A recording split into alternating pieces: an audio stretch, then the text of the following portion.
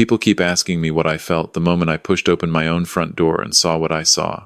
They want to know if I shouted. They want to know if I broke something, if I put my fist through the drywall, if I lost my mind right there on the entryway tile.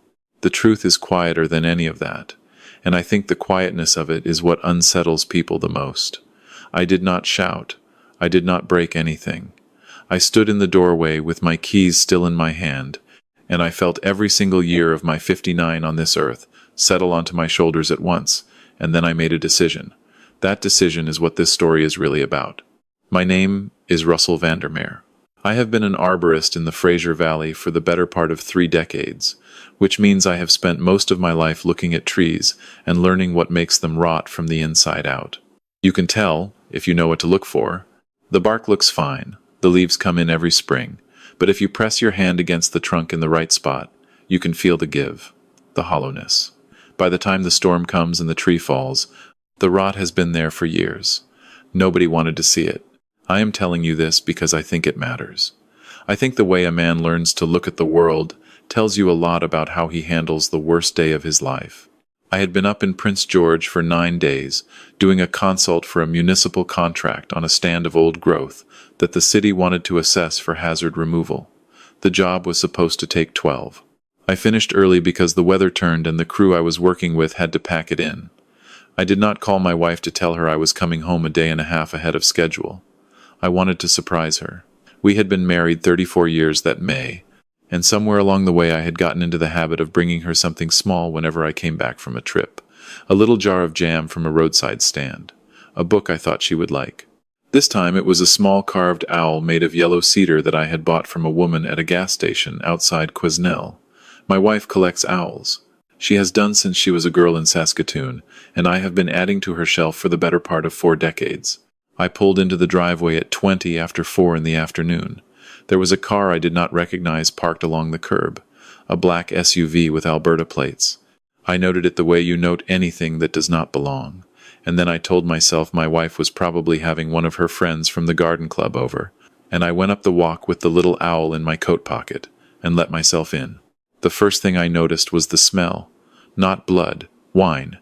Red wine, the heavy kind, and something cooking. Garlic and butter. There was music playing from somewhere in the back of the house, low jazz, and underneath the music there was laughter. A woman's laugh I did not know, and a man's laugh I did not know, and then, threaded through both, the laugh of my own son. I started to call out. I had my mouth open to say her name, my wife's name, the way I always did when I came through the door, and then I looked left, into the front sitting room, and I saw her. She was on the floor. She was on her side, half curled, with one arm reaching toward the coffee table, as though she had been trying to pull herself up, and had run out of whatever it took to keep going. Her hair was loose, which was strange for the middle of the afternoon, and there was a darkening patch on the carpet under her temple. Her glasses were on the floor beside her, one lens cracked. She was breathing. I could see her shoulder moving, but her eyes were half open and unfocused, and when I knelt down beside her and said her name, she did not respond except to make a small sound in her throat that I will hear in my sleep for the rest of my life. I want to be very clear about something. In that moment, I did not yet feel anger. Anger is a luxury for people who have time. What I felt was a kind of cold clarity, the same clarity I get when I am 60 feet up a ponderosa pine with a chainsaw and a wind starts to come up. Everything narrows. You stop hearing anything except what matters. I put 2 fingers on her neck. Pulse was there but thready. I pulled my phone out of my back pocket, called 911, and gave the dispatcher our address in a voice I did not recognize as my own. I told her my wife appeared to have fallen, that there was a head injury, that she was breathing but not responding well. The dispatcher told me an ambulance was on its way and asked me to stay on the line. I told her I would not be staying on the line, and I hung up. Then I stood up. The laughter was still going on in the kitchen. They had not heard me come in. The music was loud enough, and the kitchen is at the back of the house with a hallway between, and I suppose when you are having a good time you do not pay attention to small sounds at the front of a house that is not yours. I walked to the kitchen. I did not run. I walked, and I think that is important, because I wanted to remember every step. I wanted to come back to it later and know exactly how I crossed the distance between the woman I had loved for 34 years and the people who had let her lie there on the carpet while they drank wine and laughed. The kitchen island had a charcuterie board on it. Cheese, grapes, the good prosciutto my wife buys from the Italian market on Hastings. There were 3 glasses of wine on the counter, 2 of them mostly empty, and 1 mostly full. My son was standing at the stove stirring something in a pan. He had his back to me. Sitting at the island were 2 people I had met exactly twice in my life. The first was a man in his early 60s with the kind of weathered tan you get from a lot of golf and not enough sunscreen, wearing a polo shirt and a watch that probably cost more than my truck. The second was a woman about the same age, blonde out of a bottle, wearing a silk blouse and a soft expression that did not reach her eyes. They were the parents of my son's wife. Their names were Gregory and Suzanne Halverson, and they lived in Calgary, and the last time I had seen them was at the wedding 3 years ago in Banff. It was Gregory who saw me first. His face did something I will remember. It started as confusion, the kind you get when a piece of furniture is in the wrong place, and then it shifted into recognition, and then very briefly into something else. Something that looked like a man calculating how much time he has before the police arrive. Then he smoothed it over and stood up and said my name with a hearty surprise that made my skin crawl. "Russell," he said, "you're home early." My son turned around. He was holding the wooden spoon. There was a smear of something on the front of his shirt. Sauce, maybe. His face went through the same sequence as Gregory's, but slower, and the last thing it landed on was guilt. Pure, naked guilt. The kind a child wears when you walk in on them doing something they have always known was wrong. He is 31 years old, my son. His name is Connor. His mother and I waited 11 years for him. He was the only child we ever had. "Dad," he said, "I didn't know you were—" "Your mother is on the floor in the front room," I said. The kitchen went very quiet. I said it again, the same flat way. "Your mother is on the floor in the front room. She is unconscious. She is bleeding from her head. The ambulance is on its way." Suzanne Halverson put her hand to her mouth. It was a practiced gesture. I watched her do it, and I knew, the way you know a tree is hollow when you press your palm to the bark, that she had known. She had known my wife was on that floor. They all had. Connor dropped the spoon. He pushed past me, ran down the hallway. I heard him say her name, his mother's name, and then I heard him say, "Mom, Mom, hey Mom," in the voice of a frightened little boy, and there was a part of me, a very deep and stubborn part, that wanted to go to him and put my hand on his shoulder. But I did not move from the kitchen. I looked at Gregory Halverson. I looked at his wife. I did not say anything. I just looked at them, and I let the silence do the work. It was Gregory who broke first. "We had no idea," he said. "We thought she was lying down. Connor said she had a migraine and went to lie down." "In the front sitting room," I said. "On the carpet. With her glasses broken beside her." "We didn't know," Suzanne said. Her voice had a little tremor in it that might have fooled me when I was a younger man. "We were in the kitchen the whole time. We thought—" "How long?" I said. She blinked at me. "I'm sorry? How long has she been on that floor?" There was a pause. Gregory looked at his wife. His wife looked at her wine glass. Neither of them answered. From the front of the house I could hear my son still talking to his mother, and then I could hear the distant whoop of a siren coming up the hill. I did not need them to answer. I already knew. I could see the wine in those glasses. I could see how much was gone. I could smell what was cooking on the stove behind me, that particular stage of garlic where it has just started to brown. These were not people who had walked in on a tragedy 2 minutes ago. These were people who had been settling in for a long, comfortable evening. The paramedics came through the front door, and I let Connor handle the door. I stayed in the hallway, just outside the sitting room, and I watched 2 young men in uniform kneel down beside my wife and do what needed to be done. They were calm and good at their jobs. One of them asked me questions, and I answered them. Yes, she had high blood pressure, but it was managed. No, she was not on blood thinners. No, I had not been home when it happened. Yes, the people in the house could probably tell them more. They put a brace on her neck. They got her on a board. They lifted her and carried her out the front door, and as they did, Connor walked alongside the stretcher with his hand on her arm and tears running down his face. And for the second time that afternoon I felt something inside me that I had to deliberately push down. Not anger, pity. I felt pity for my own son, and I knew that if I let myself feel too much of it, I would not be able to do what I knew I was about to have to do. I told the paramedics I would meet them at the hospital. They were taking her to Royal Columbian. I watched them load her into the ambulance, watched Connor climb into the front passenger seat at their direction, watched the doors close. The siren started up again as the ambulance pulled away from the curb. Then I turned around and I went back into my house, and I closed the front door behind me, and I locked it. Gregory and Suzanne Halverson were standing in the hallway. They had collected their coats, they had collected their things. Suzanne had her purse on her shoulder and a small overnight bag at her feet. She had been planning to stay the night. "Russell," Gregory said, "we are so sorry. We had no idea it was that serious. We are going to head out and let you get to the hospital." "Sit down," I said. He blinked. "I'm sorry?" "Sit down. Both of you. In the dining room. I have some questions, and I would like answers before you leave my house." Suzanne started to say something about not wanting to intrude. I cut her off. I did not raise my voice. I have never had to raise my voice to be heard, and I was not going to start that day. "You have been intruding for 3 years," I said. "You can intrude for another 20 minutes. They sat down in my dining room. I sat down at the head of the table, in the chair I have sat in for every Christmas dinner, every Thanksgiving, every birthday, since we moved into this house in 1998. I folded my hands on the table in front of me. I looked at Gregory Halverson. I asked him what he and his wife had been doing in my house with my son while my wife was unconscious on the floor in the next room. He tried to lie at first. He said they had come over for an early dinner. He said my wife had not been feeling well, had complained of a headache, had gone to lie down before they arrived. He said they had assumed she was sleeping it off in the bedroom. He spun a whole little narrative for me, and I let him. I let him talk himself into a corner, the way you let a man with a bad case in court keep going until the jury can see for themselves what kind of person he is. When he was done, I asked him one question.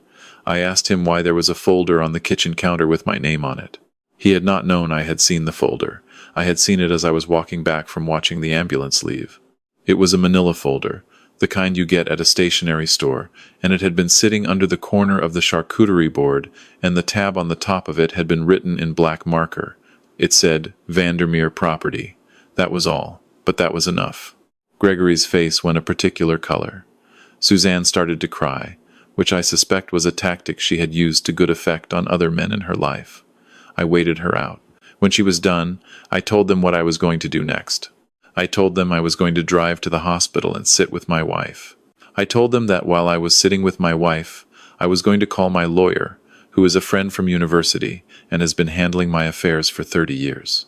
I told them I was going to ask my lawyer to look into whatever it was they had been planning, and that I was going to ask him to be very thorough. I told them that if there was anything in that folder that constituted fraud, or attempted fraud, or any other kind of legal exposure for them, I was going to pursue it to the absolute limit of what the law allowed. I told them that I was a patient man and a careful man, and that I had the time and the resources to be patient and careful for as long as it took. Then I told them to get out of my house. They went. Gregory tried to say something on the way out, some last softening word, and I closed the door before he could finish it. I locked the deadbolt.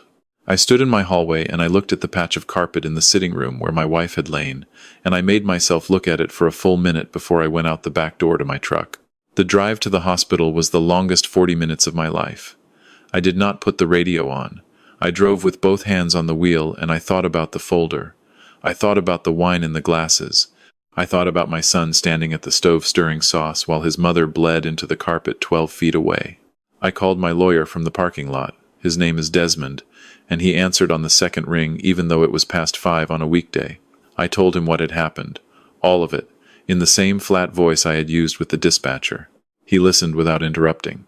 When I was done, he asked me 3 questions. Did I have the folder? Did I have the names of the in-laws? Did I want to go quietly, or did I want to make sure this did not happen to anyone else?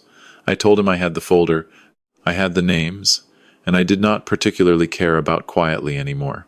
She was in surgery when I got upstairs. They had taken her in for a craniotomy to relieve pressure from a subdural hematoma. The fall had fractured her skull along the left temporal bone. The neurosurgeon, a young woman with kind eyes and a tired face, told me my wife was strong, and that the bleed had been caught in time, and that the next 24 hours would tell us what we needed to know. She also told me, gently, that the kind of injury my wife had sustained was consistent with a fall down a staircase or a hard impact against the corner of a piece of furniture. I thanked her. I sat down in the waiting room chair. I did not cry. I have not cried since my own father died in 1991, and I did not start that afternoon, although I will tell you I came close. Connor was in the waiting room. He had been there the whole time. When he saw me, he stood up and started toward me, and I held up one hand, and he stopped. "Sit down," I said. "We are going to talk." We sat in 2 plastic chairs against the wall, with a vending machine humming behind us and a television muted on the curling channel, and I asked my son to tell me, from the beginning, exactly what had happened in our house that afternoon. He cried while he told me. I let him cry. I did not comfort him, and I did not interrupt him. He told me that the Halversons had come into town the day before, ostensibly for a quick visit. He told me that they had taken him out to lunch, and that over lunch Gregory had laid out a proposal. The proposal involved a piece of property my father had left me when he died in 1991, 16 acres of mostly forested land up the Sunshine Coast that I had been holding for retirement. Gregory had a developer friend who was interested. There was, Gregory had explained, a window of opportunity, but it required a quick decision and some paperwork that needed to be signed before the end of the week, and there was a complication. The property was in a trust, and my wife was the secondary trustee. If anything was going to move, she would need to sign. She had refused. Connor told me his mother had said no flatly, more than once over the course of the afternoon.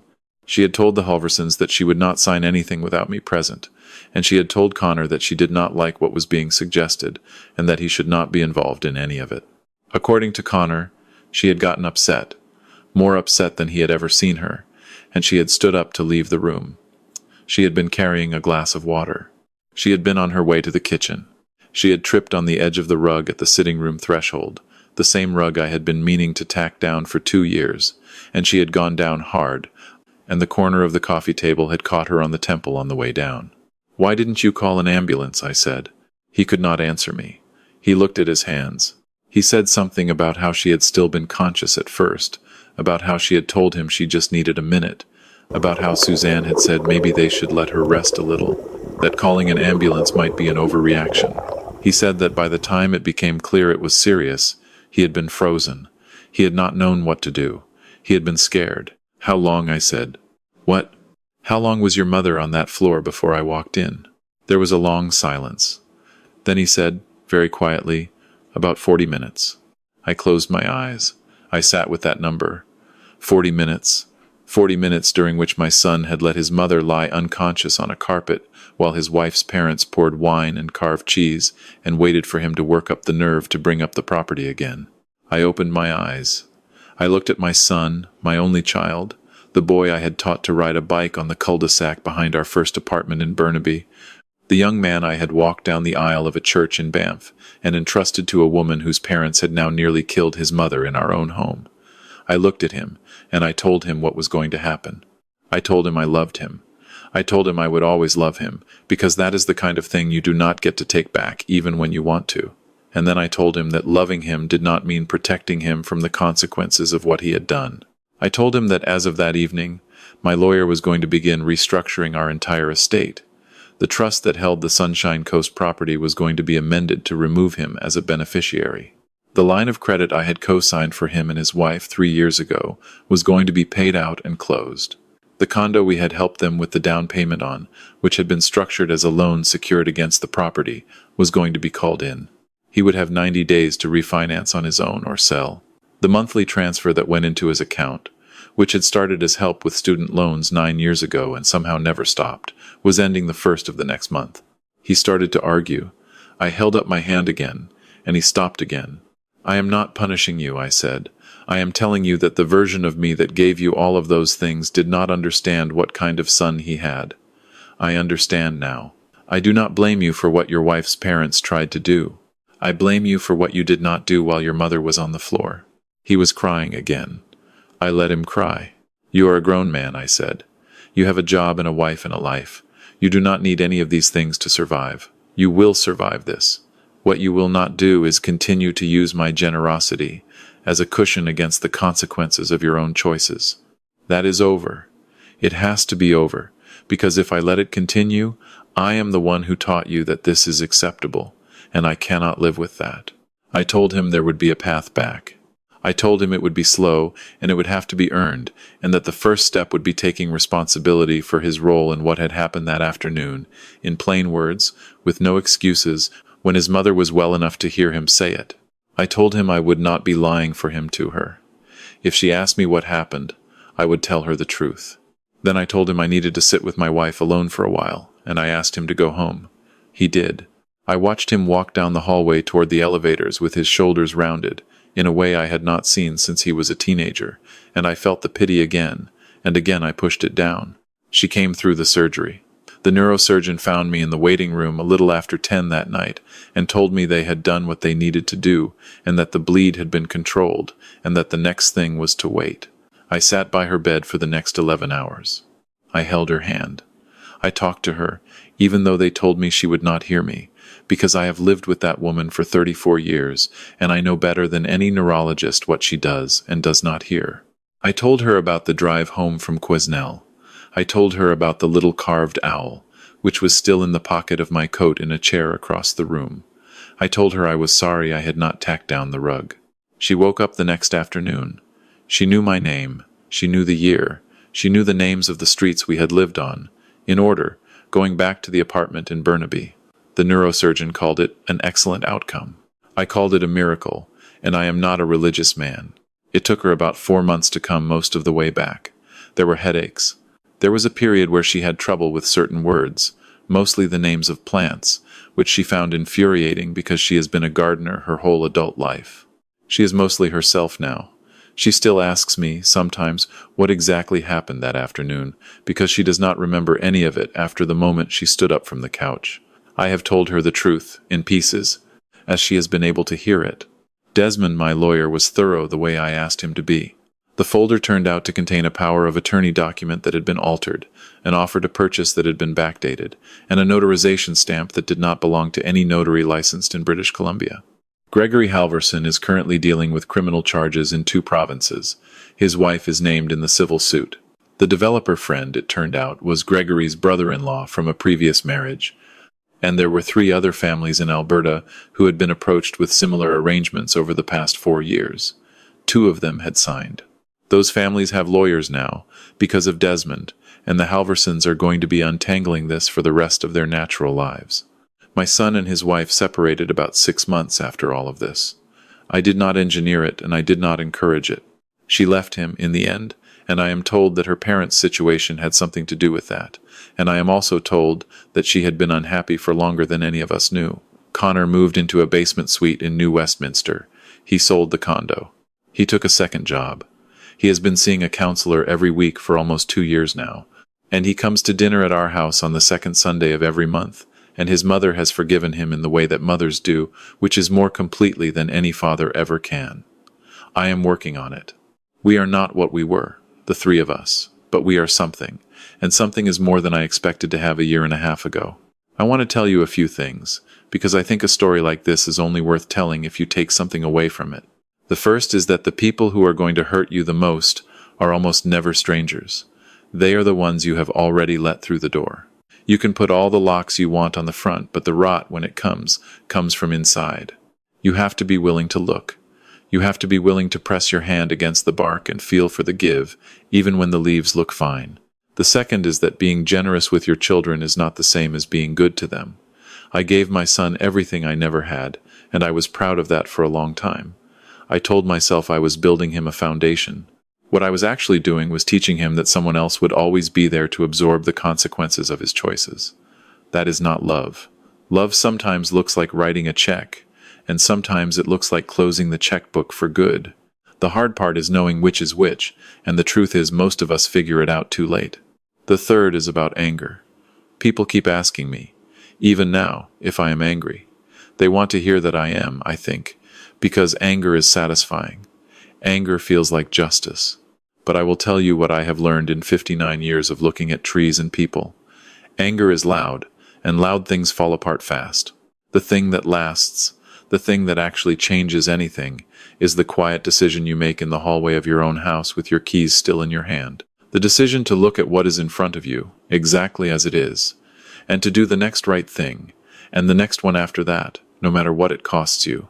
I keep the little carved owl on her dresser now. She found it in the pocket of my coat about a week after she came home from the hospital. She did not ask where it came from. She just put it on her dresser next to the others, and she squeezed my hand, and I think that was the moment I knew, really knew, that we were going to be all right. The rug is gone. I tore it up the week she came home. The carpet under it has a stain that will not come out, and I have not replaced the carpet either. I walk past that spot every morning on my way to the kitchen, and I look at it, and I remember. Some things you do not get to forget. Some things you should not.